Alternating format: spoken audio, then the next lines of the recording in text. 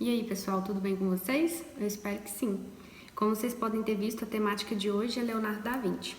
Existem vários vídeos sobre ele aqui no YouTube, eu fiz uma pesquisada antes de fazer o vídeo, e existem várias bibliografias sobre ele também. Mas esse vídeo eu vou estar focando mais, não numa visão do Leonardo mais romantizada, em que a gente tem várias especulações, mas pouco aprofundamento, que é o que eu vi aqui bastante no YouTube. Então eu resolvi fazer esse vídeo com uma pegada mais aprofundada na vida de Leonardo e eu espero que vocês gostem. Vamos começar então pelo início. Leonardo ele nasceu em Anciano, que é um vilarejo que fica na comuna de Vinci, na província de Florença, na Itália. Ele nasceu em 1452 e morreu em 1519. Na infância de Leonardo, o pai dele acabou tendo um caso com a moça do vilarejo e ela acabou deixando o filho com ele, mas o pai dele acabou nunca reconhecendo a paternidade, apesar de que arcou com os estudos de Leonardo e o criou como filho. Mas esse não reconhecimento de Leonardo acabou gerando problemas futuros para ele quando o pai dele veio a falecer e questão de reconhecimento de herança, enfim. Leonardo, desde criança, nas biografias e alguns trabalhos, que eu vou estar mostrando aqui para vocês depois, era muito citado que ele passava muito tempo dedicando-se ao desenho, por conta própria, e bastante tempo observando a natureza. Na Itália, se vocês forem observar, tem várias zonas campestres lá e na província lá de Florença, de Anciano, é bastante comum a vegetação, vários animais. Então, desde novo, ele se dedicou à observação da natureza, que futuramente até ajudou ele a fazer seus estudos na área de botânica, e a observação dos animais, que também ajudou ele nos estudos que ele fez sobre os animais. Leonardo, então, ele vai para Florença para poder aprender a pintura. Porque o que a gente tem que pensar? Na Europa, a gente tinha alguns centros que eram centros onde os artistas iam para aprender essa arte, porque não tinha como você aprender isso fora desses centros, porque é onde estava localizado as maiores escolas e o maior número de artistas. Então, se a gente pensa em Leonardo da Vinci, foi para Florença, né? Rafael de Urbino foi para Florença também. E aí acabava que esses centros artísticos, eles recebiam artistas de várias localidades, mas também criavam um estilo de arte bastante homogeneizante, né? Então, se você não estudasse com os florentinos ou com os franceses, isso às vezes desprestigiava o seu trabalho. Então, Leonardo foi estudar no ateliê de Verrocchio, ficou bastante tempo da sua vida, foi um dos últimos pupilos de Verrocchio a sair do ateliê. Mas também talvez isso se dê pelo fato dele já ter ingressado tardiamente.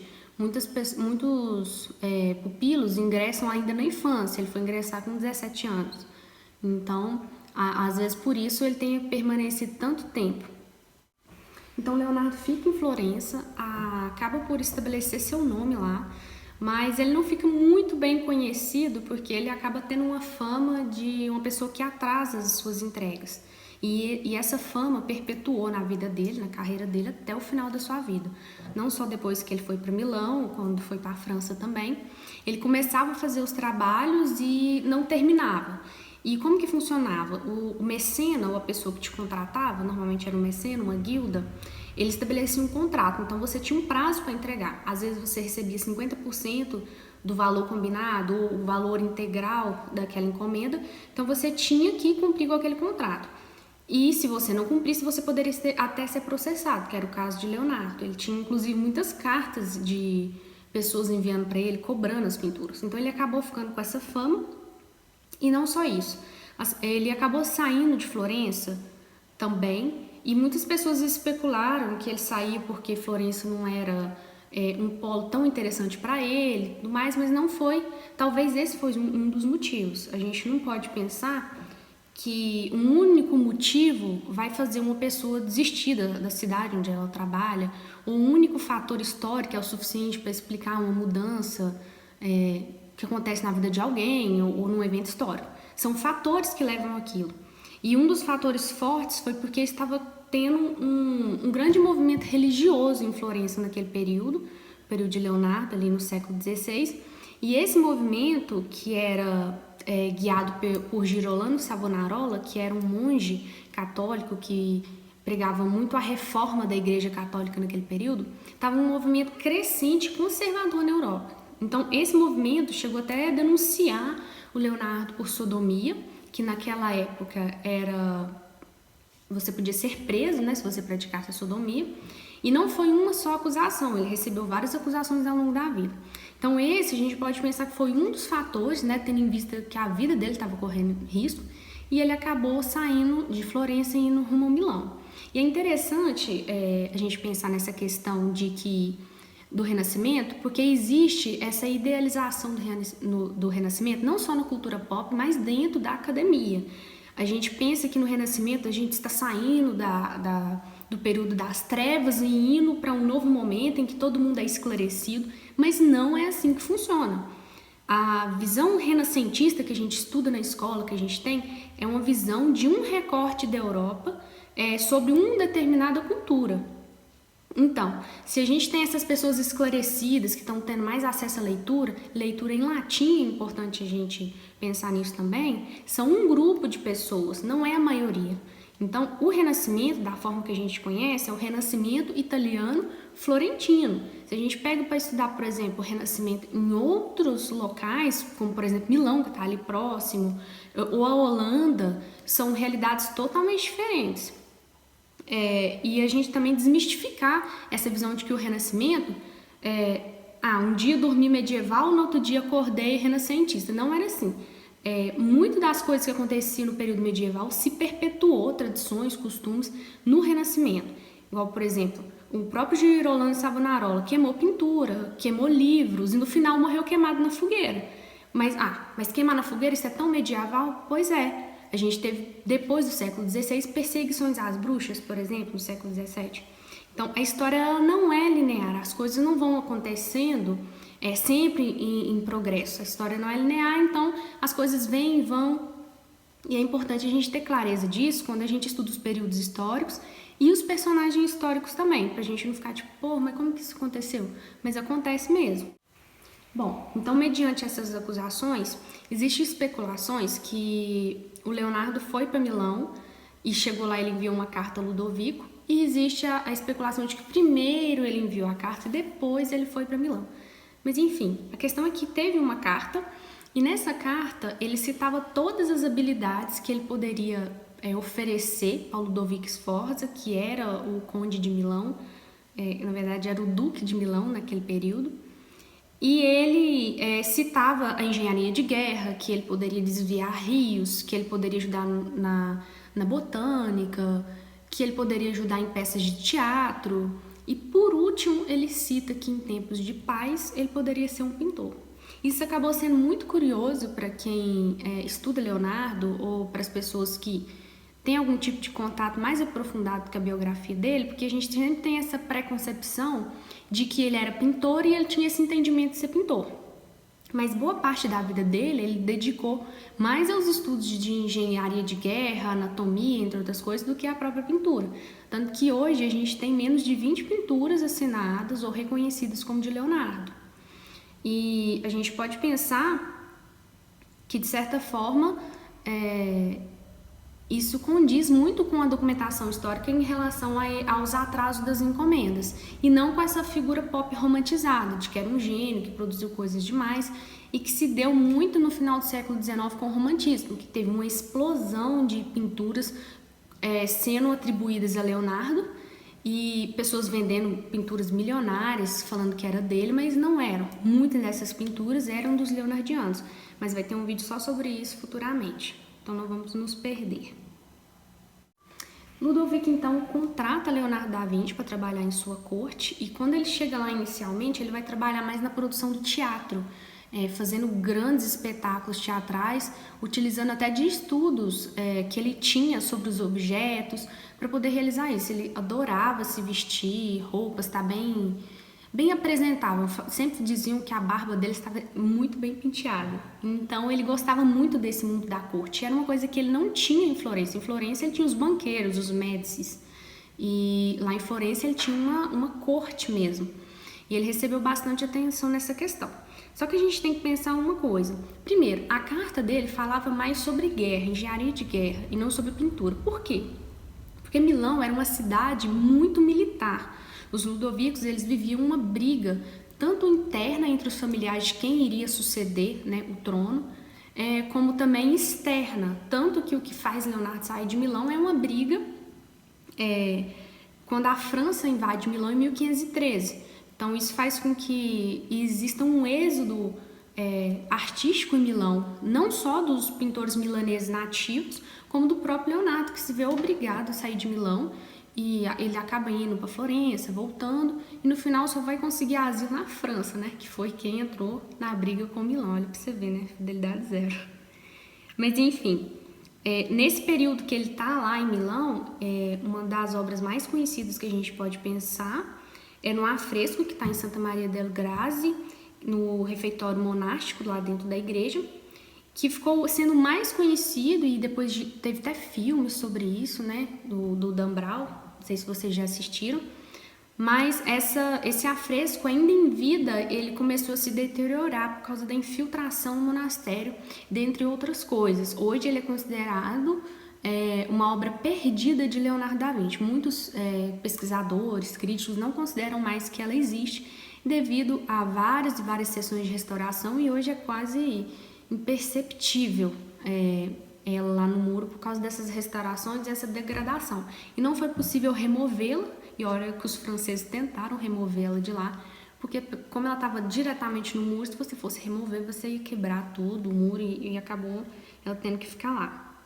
Bom, como eu disse, depois dos últimos dias de Leonardo, ele acaba passando na França, ele é contratado pelo rei da França, e lá, ele, junto com o outro mestre da pintura, Francisco Melzi, eles acabam passando os últimos dias da vida deles. E só uma coisa que eu não tinha falado, quando o Leonardo é contratado por Ludovico para ir para Milão, um dos principais pontos que ele frisa, e que foi o que o Ludovico mais queria da presença dele lá, era construir um monumento equestre em homenagem ao pai de Ludovico Sforza, que era um cavalo, né, com o pai dele em posição de batalha. Inicialmente ele tinha pensado esse cavalo apoiando somente nas 3 patas e uma pata levantada. Só que infelizmente ele não conseguiu produzir isso da forma que ele idealizou, porque não estava conseguindo, algumas questões de cálculo, proporção não estava dando certo.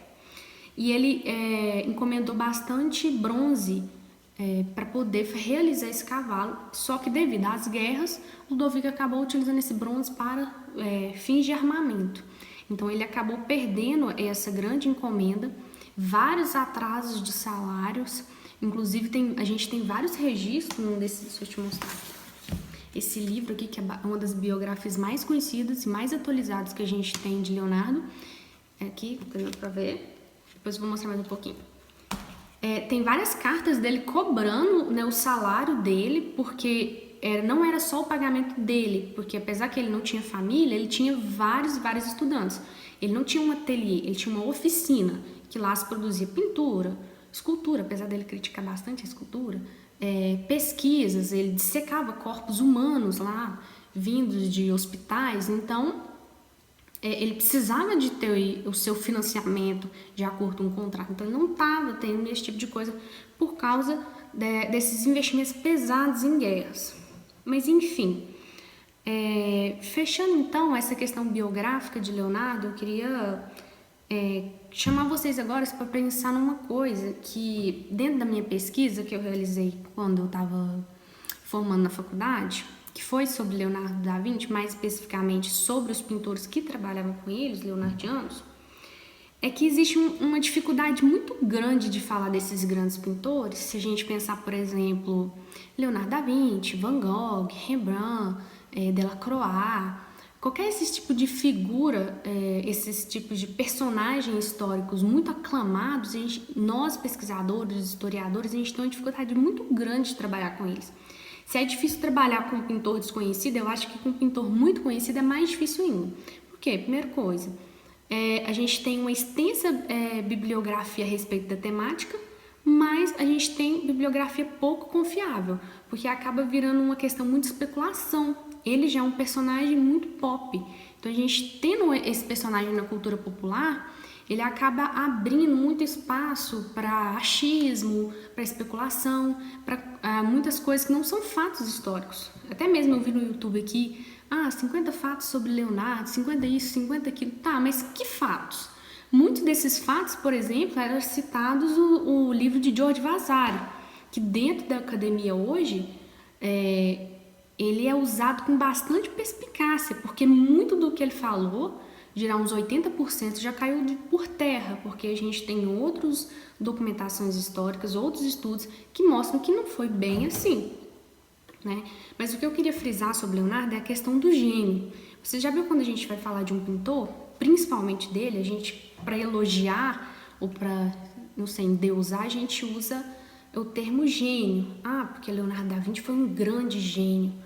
Bom, a gente tem que pensar essa denominação gênio. Vou usar minha colinha que está aqui para vocês entenderem. Gênio, a origem vem do latim, que significa divindade tutelar, porção espiritual de cada um, graça, inspiração e talento. Ou seja, se a gente for pensar sobre isso, a genialidade, ela tem a ver mais com algo divino, algo que a pessoa já nasce com ela, e não algo que é construído. A gente não fica tão distante do Vasari quando a gente opta por essas denominações, descrever essas personalidades históricas presas a esses conceitos que são antiquados. Por que antiquados? Porque eles eram usados no século XVI, porque eles não conseguiam entender que alguém poderia produzir obras como aquela. Então, o que eu penso? Ele veio do divino. É Deus que iluminou ele para ele ser assim. Só que isso faz com que o quê? A gente cria um padrão homogeneizante em relação àquele pintor, que é um pintor divino, e os demais pintores são meros pintores. Por quê? Porque eles não foram tocados pelo divino como Leonardo, entende? O que eu quero dizer? Leonardo da Vinci, então, ele deixa de ser uma pessoa, um personagem, e passa a ser um mito. Ele foi muito mitificado. E isso não é bom para pesquisa. Até o Eugênio Garen, no livro dele sobre o Renascimento, vou estar deixando aqui todas as referências que eu utilizei para esse livro aqui embaixo, eu vou ler aqui para vocês entenderem. Ele fala assim: diante do mito de Da Vinci, que aliás se estabelece bem tardiamente e de modo muito útil para a compreensão histórica de um homem de uma época, convém tentar definir com a maior exatidão possível, sobretudo, o lugar que ele realmente ocupou no seu século. Como que um historiador, eu pergunto a vocês, pode definir o local que o Leonardo ocupou, quem ele era, que ele queria trazer com suas obras, se a gente mitificou esse personagem histórico, se a gente colocou ele nessa aura de gênio, em que ninguém nunca vai ser como ele, porque ele é o quê? Ele é divino, ele está acima de todos nós, meros mortais. Então, essa palavra genialidade, muitas vezes a gente usa ela como um elogio para uma determinada pessoa. Ela pode sim, como no caso dos artistas, ser uma forma de diminuir esse percurso deles, de dizer que eles não conquistaram, que o tempo que Leonardo passou estudando os corpos e anatomia não foi nada. Por quê? Porque ele já é preconcebido aquelas habilidades dele. Foi Deus que deu, alguma outra divindade, então ele não precisou trabalhar a pintura e a técnica dele, simplesmente veio do divino. Então isso é só uma problematização que eu queria fazer para vocês pensarem toda vez que vocês virem esse tipo de atribuição a algum personagem histórico e refletir, né, sobre como a gente se apega a determinadas definições e como que isso nos limita. Não estou falando só para os pesquisadores ou historiadores que forem assistir aqui o canal, mas as pessoas comuns também, que fiquem aí então uma pulga atrás da orelha para vocês. Sobre essa questão ainda do Leonardo, dessa humanização dele, que eu acho que é muito importante para a gente, o Walter Isaacson, vou mostrar aqui a bibliografia dele, me ajudou bastante no meu TCC, na minha pesquisa.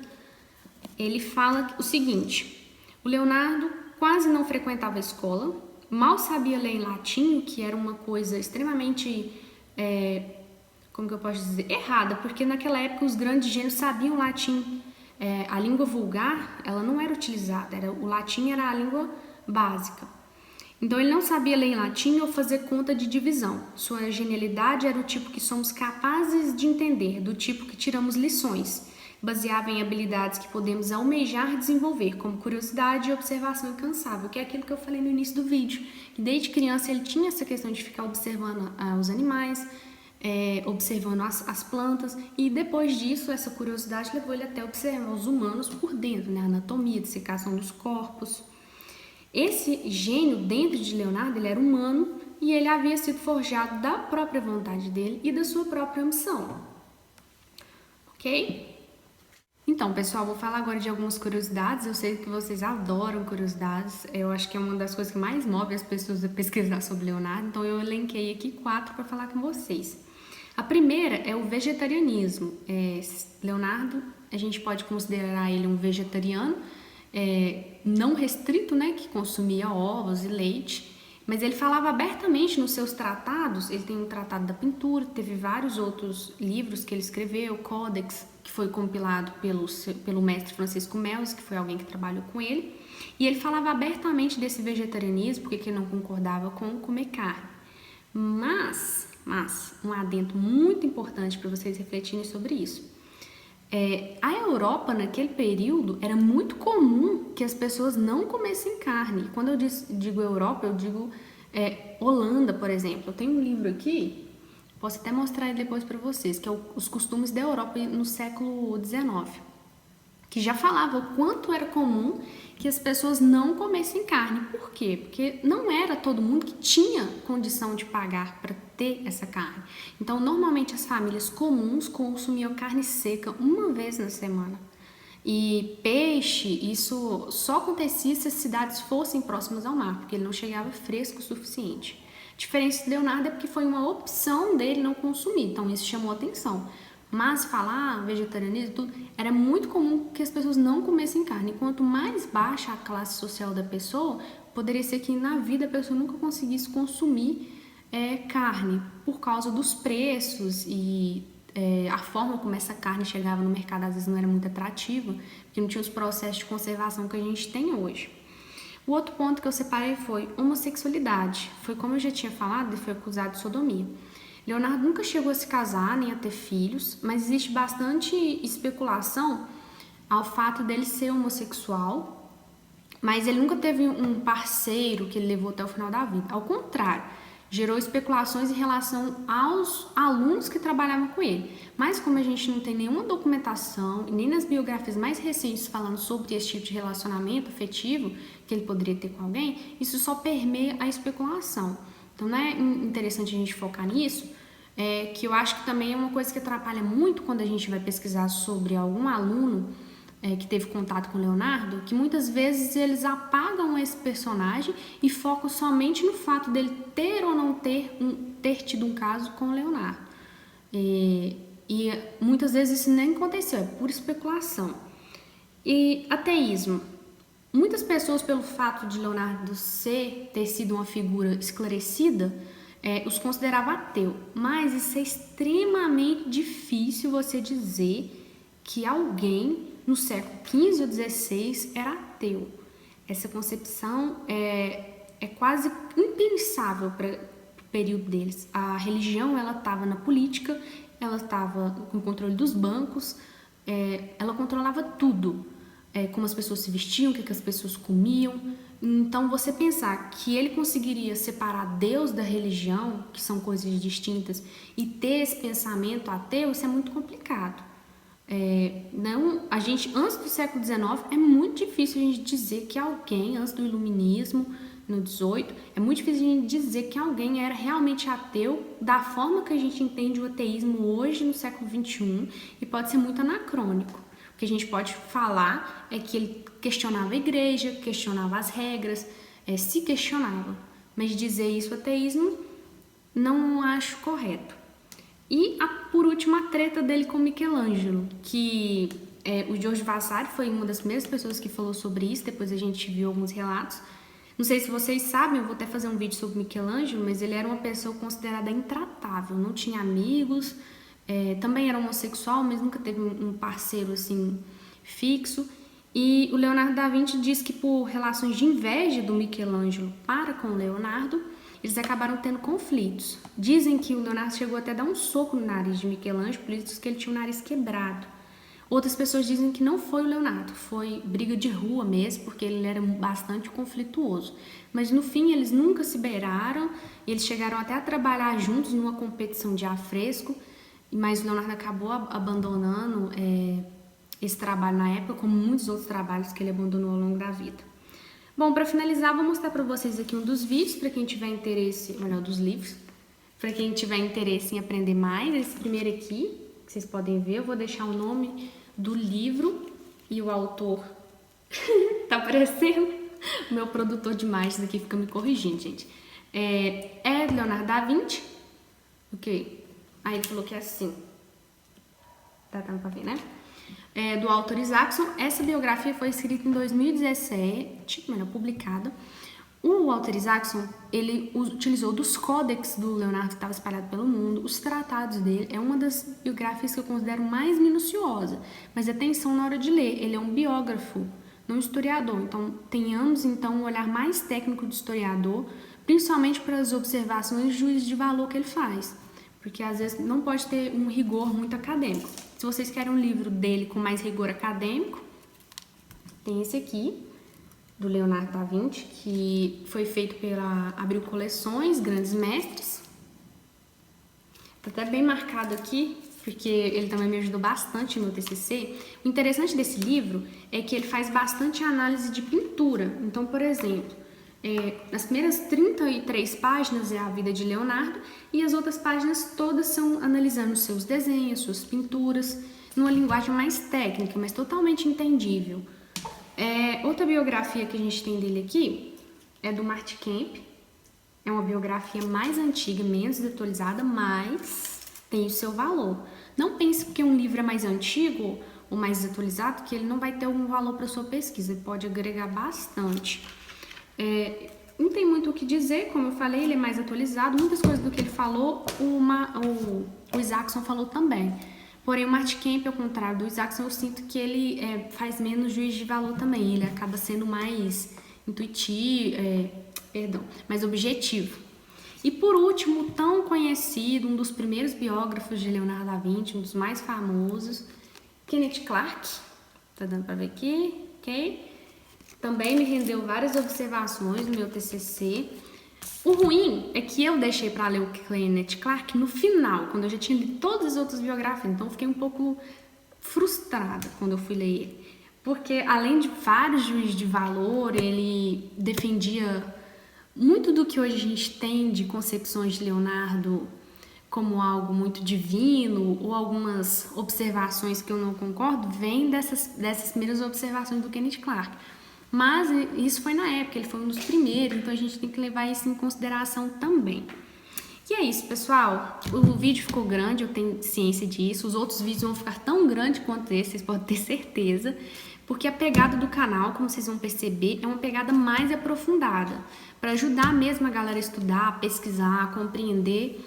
Além de outros vídeos que eu vou fazer mais conceituais, que serão mais rápidos para ajudar a entender, às vezes, alguns conceitos, algumas observações que eu faço aqui, que às vezes passa despercebido e a pessoa não entende o que é.